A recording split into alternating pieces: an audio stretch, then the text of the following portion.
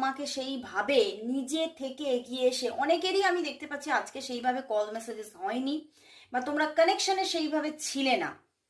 আর যারাও কানেকশনে ছিলে তাদের মধ্যেও যতটা অন্য দিনে কানেকশন হয় ততটা কানেকশন কিন্তু আজকে হয়নি, ও ততটা কথাবার্তা আজকে হয়নি।